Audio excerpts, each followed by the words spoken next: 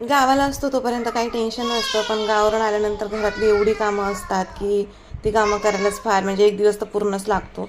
आणि मला तर कपडे धुवायला पूर्ण 1 तास गेला, कारण गौरीच्या बाबांनी त्यांचे जे कपडे होते ते कपडे काही धुतलेले नव्हते आणि ते कपडे मला आज पूर्ण धुवून टाकायचे होते. मग जवळजवळ 1 तासभर माझा ते कपडे धुण्यामध्येच गेला.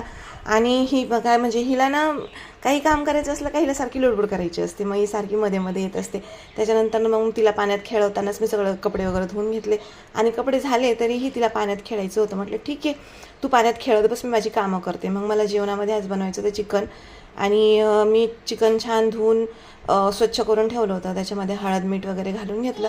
त्याच्यानंतर मग मला शिजवायला टाकायचं होतं, म्हणून मी कढईमध्ये तेल घातलं आणि त्या कढईमध्ये मग मी अद्रक लसूणची पेस्ट जी बनवली होती ती पण घातली आणि सगळं चिकन त्या कढईमध्ये टाकून दिलं. मग व्यवस्थित त्याला फिरवून घेतलं. फिरवून घेतल्यानंतर, कारण मग आपण जर फिरवलं नाही ना तर ते हळद वगैरे काहीच लागत नाही त्याला. मग ती हळद आणि मीठ व्यवस्थित त्याला मिक्स व्हावं म्हणून मग मी त्याला छान फिरवून घेतलं. त्यामध्ये पाणी घातलं आणि एका बाजूला चिकन शिजत होतं तोपर्यंत मग मी एका बाजूला भात लावून घेतला. भात शिजत होता, मग नॉनव्हेजसोबत भाकरी बनवणं कंपल्सरी असतं, म्हणून मग मी चिकनसोबत भाकरी बनवत होते. आणि ह्या भाकरी मी बनवून घेतल्या आणि मी भाजीला फोडणी देणं म्हणजे शिजलं होतं चिकन चांगलं.